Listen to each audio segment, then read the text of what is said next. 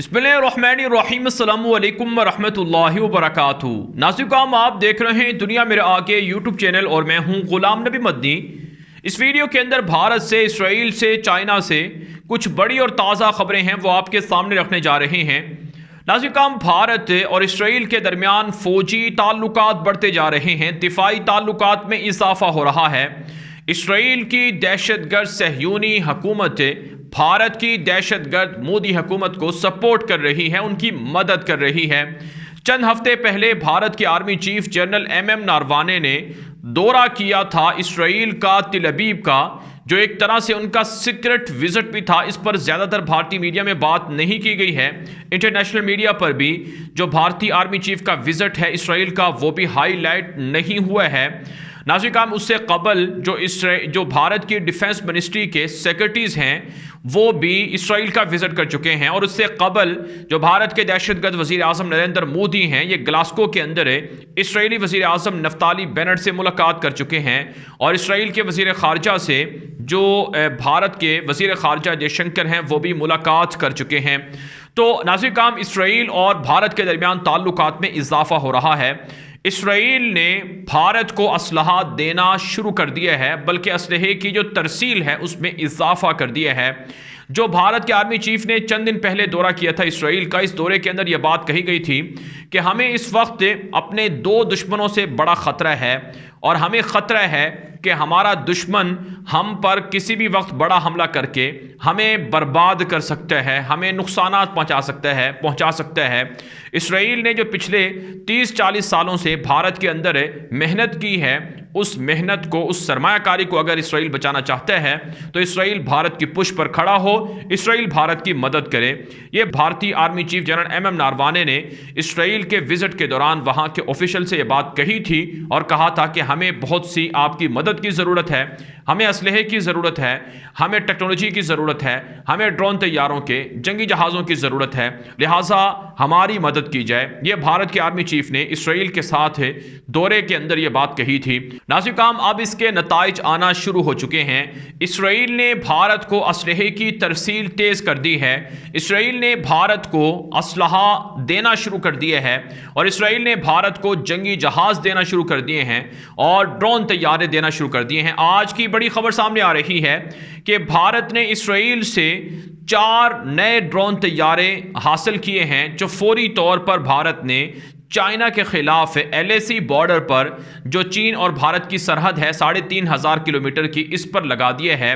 Heron नामी drones ये जदीद तरीन टेक्नोलॉजी से लैस हैं, और ये चाइना की हर तरह की जासूसी कर सकते हैं, और चाइना के हर तरह के हथियारों का और हमलों का सुराग लगा सकते हैं, पता लगा सकते हैं। भारतीय मीडिया पर काफ़ी शोर हो रहा है कि इसराइल ने भारत को ड्रोन तैयारों की खेप देना शुरू की है, और इस खेप से ना सिर्फ चाइना के खिलाफ बल्कि पाकिस्तान के खिलाफ भी भारत बरतरी हासिल कर लेगा। और अभी ये ड्रोन तैयारे फौरी तौर पर चीन के बॉर्डर पर लगाए जा रहे हैं, ताकि चीन से जो हमले का खतरा है इससे बचा जा सके।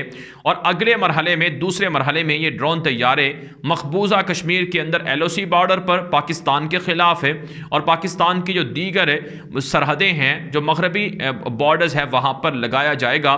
भारत के मीडिया पर ये धमकियाँ और ये रिपोर्टें नशर हो रही हैं।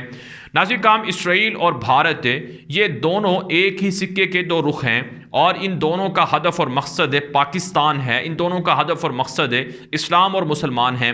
मोदी दहशतगर्द की हुकूमत को जितना सपोर्ट इसराइल ने किया है पिछले 7 सालों में, इतना शायद किसी और मुल्क ने किया हो। अमेरिका और इसराइल ये दोनों भारत की मोदी दहशतगर्द हुकूमत की पुश पर खड़े हुए हैं। आपने वो वाक़या भी सुना होगा, बल्कि ये पूरा एक बहुत बड़ा ये स्कैंडल था कि भारत को इसराइल की जानिब से जासूसी वाले सॉफ्टवेयर भी दिए गए हैं, ताकि वो अपने ही मुल्क के अंदर अपने ही लोगों की जासूसी कर सकें, और मोदी के खिलाफ लोगों का डेटा इकट्ठा करके उन्हें रास्ते से हटा सकें। नाज़रीन, इसराइल की दहशतगर्द सहयूनी हुकूमत जो मंसूबे फ़लस्तीन के अंदर शुरू किए हुए हैं, वही मंसूबे बिल्कुल हूबहू उसी तरह के मंसूबे मोदी दहशतगर्द ने कश्मीर के अंदर शुरू कर दिए हैं। आप जानते हैं नाज़रीन, 70 सालों के अंदर इसराइल की सहयूनी दहशतगर्द हुकूमत ने और उनकी फ़ौजों ने फ़लस्तीन के इलाके छीन लिए, फ़लस्तीन से मुसलमानों को बेदखल कर दिया और फ़लस्तीन के इलाकों पर यहूदी बस्तियां तामीर कर दी। आज फ़लस्तीन आपको नक्शे के अंदर नज़र नहीं आएगा। गूगल मैप से आप जाकर सर्च करेंगे तो आपको इसराइल लिखा हुआ नज़र आएगा, फ़लस्तीन आपको नज़र नहीं आता है। इसकी वजह क्या है कि 1947 के अंदर ये सारा का सारा इलाका फ़लस्तीन था, लेकिन 70 सालों में इसराइल सारा फ़लस्तीन हड़प कर गया, खा गया और आज नौबत यह पहुंची है कि फ़लस्तीनी बैरून मुल्कों के अंदर दर बदर ज़िंदगी गुजार रहे हैं। रोज़ाना फ़लस्तीनियों पर हमले होते हैं, उन पर जुल्म होता है, उनके घरों पर कब्ज़े होते हैं, उनकी ज़मीनों पर यहूदी बस्तियां तामीर की जा रही हैं। यही कुछ कश्मीर के अंदर मोदी दहशतगर्द ने आकर शुरू किए हैं। नाज़रीन, पिछले 70 सालों से भारत का गैर कानूनी कब्ज़ा तो कश्मीर के अंदर है ही, लोगों पर जुल्म भी हो रहा है और तहरीकें भी जारी हैं, लेकिन जितना जुल्म मोदी दहशतगर्द के आने के बाद हुआ है कश्मीर में, इतना शायद इससे पहले नहीं हुआ है। मकबूजा कश्मीर के अंदर भारत ने इसराइल तर्ज की, जिस तरह से यहूदी बस्तियां बसाई गई फ़लस्तीन में, इसी तरह की हिंदू बस्तियां बसाना शुरू कर दी हैं। आज भी हम आपको खबर दे चुके हैं कि मकबूजा कश्मीर की ज़मीन हिंदू दहशतगर्दों को अलॉट की गई है। मकबूजा कश्मीर की ज़मीनें भारतीय फ़ौज को दी जा रही हैं। मकबूजा कश्मीर के अंदर हिंदू पंडितों के लिए घर बनाए जा रहे हैं, मंदिर बनाए जा रहे हैं। तो बिल्कुल वही मंसूबे इसराइल ने भारत के साथ मिलकर कश्मीर में शुरू किए हैं जो फ़लस्तीन के अंदर जारी हैं। और इसराइल की जो हुकूमत है, जो उनके सदर हैं वो और जो उनके बानी हैं वो ये कह चुके हैं कि हमारा सबसे बड़ा दुश्मन पाकिस्तान है। इसराइल कश्मीर के अंदर आ चुका है। कश्मीर के अंदर भारत के साथ मिलकर खुफिया फौजी छावनियां बना रहा है, फौजी अड्डे बना रहा है और इसराइल भारतीय फ़िज़ाइया को ट्रेनिंग दे रहा है। और इसराइल भारत के अंदर मोसाद के जासूसी के नेटवर्क बिछा चुका है और मुसलमानों पर जो भारत के अंदर हमले हैं इसके पीछे भी इसराइल है। तो इसराइल अब असलहा देकर भारत को पावरफुल बना रहा है, उसको ताकतवर बना रहा है। और इसराइल की यह दहशत गर्दी मकबूजा कश्मीर के निहत्ते मुसलमान और इसी तरह से भारत के निहत्ते मुसलमान बर्दाश्त कर रहे हैं। ये इसराइल के साथ मिलकर पाकिस्तान और चीन पर हमले करना चाहते हैं, भारत वाले और अमेरिका के साथ मिलकर ये कार्रवाइयां करना चाहते हैं। लेकिन असली काम भारत शायद ये बात भूल गया है कि पाकिस्तान के जंगी जहाज़ों ने ना सिर्फ भारत के जंगी जहाज़ गिराए थे, अभिनंदन को मार गिराया था, बल्कि इसराइली पायलट और उसका जहाज़ भी गिराया गया था। और अब भी पाकिस्तान के पास ऐसी सलाहियत है जो इसराइल के आयरन डोम मिसाइल सिस्टम को तबाह कर सकता है, जो भारत के मिसाइल सिस्टम को S-400 मिसाइल सिस्टम तक का मुकाबला कर सकता है। और चाइना तो वैसे ही भारत के इलाकों पर कब्जा कर रहा है और भारत को नाकों चने चबवाया हुआ है। बहरहाल का ये जंग जारी है, तैयारियां हो रही हैं, हमें जागते रहना चाहिए, बेदार रहना चाहिए। अब नाज़रीन एक और ख़बर आपके सामने रखते हैं। ट्विटर के नए CEO को मुकर्रर किया गया है। जो ट्विटर के CEO थे, जैक डोर्सी उनका नाम था, उन्होंने इस्तीफ़ा दे दिया है। जो नया ट्विटर का CEO आया है ये नाज़रीन काम हिंदुस्तान से ताल्लुक़ रखता है, ये भारत से ताल्लुक़ रखता है। अगरचे इसने पढ़ा अमेरिका के अंदर है, इसके पास नेशनलिटी अमेरिका की है, लेकिन ये चूँकि हिंदू नज़रियात का हामिल एक हिंदू इंतहा पसंद है, तो इसका मतलब ये है कि फेसबुक के बाद अब ट्विटर को भी हिंदू इंतहा पसंद कंट्रोल करने जा रहे हैं। पराग अग्रवाल इसका नाम बताया जाता है। ये 2010 के अंदर, इसने मई 2010 के अंदर एक ट्वीट की थी और इस ट्वीट के अंदर इसने अपने नज़रियात के बारे में बताया तो नहीं था, लेकिन जो ट्वीट की थी उससे इसके नज़रियात वाज़े हो रहे थे। इसमें उसने लिखा था कि जिस तरह से स्याह फामों में और सफ़ेद फामों में फ़र्क है, इसी तरह का फ़र्क मुसलमानों और हिंदुओं में है।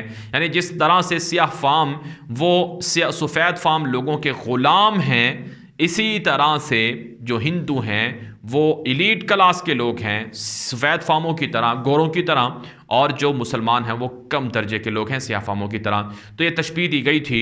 अगरचे नाज़रीन काम ये ट्वीट बहुत पुरानी है, लेकिन ये नज़रियात कभी ख़त्म नहीं होते हैं, कभी नहीं मरते हैं। तो इस वजह से आज ट्विटर पर जो एक नया ट्रेंड चला हुआ है कि जो ट्विटर का CEO लगाया गया है ये हिंदू इंतहा पसंद है, ये मज़हब की बुनियाद पर मुसलमानों में तफरीक करेगा। आप जानते हैं फेसबुक का दोहरा मयार, फेसबुक के अंदर ज़्यादातर हिंदू हैं और बिलखुसूस भारत के अंदर मुसलमानों को फेसबुक पर बड़े मसाइल का सामना है।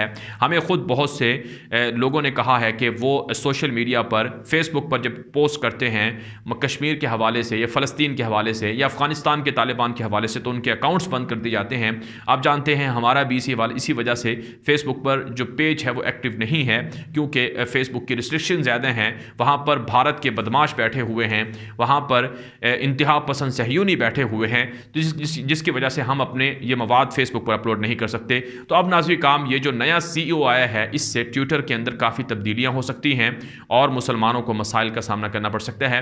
नाज़रीन, चंद दिन पहले फ़लस्तीन के लोगों ने सोशल मीडिया पर ट्रेंड चलाया था कि मस्जिद अक्सा लिखना, बैतुल मुक़द्दस लिखना या उसके हक़ में पोस्ट करना ये फेसबुक को हज़म नहीं होता है और उनके अकाउंट्स उड़ा दिए जाते हैं। दोहरा मयार है।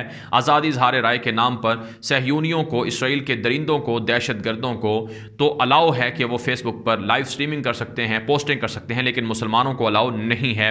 नाज़रीन, इससे पहले गूगल का जो CEO है वो सुंदर पिचाई है, माइक्रोसॉफ्ट का और IBM कंपनी है, अडोब कंपनी है और दीगर बहुत सी टेक्नोलॉजी से मुताल्लिक़ कंपनी है जिसमें हिंदू इंतहा पसंद तेज़ी से परवान चढ़ रहे हैं, भर्ती हो रहे हैं। जहाँ नाज़रीन इसमें मुसलमानों को जागने की ज़रूरत है, वहीं मुसलमानों को तैयारी करने की ज़रूरत है। मुसलमानों को जदीद टेक्नोलॉजी के अंदर आना चाहिए, मैदान में आना चाहिए, ये हुनर सीखने चाहिए, ये टेक्नोलॉजी सीखने चाहिए ताकि वो दुश्मनों का मुकाबला कर सकें।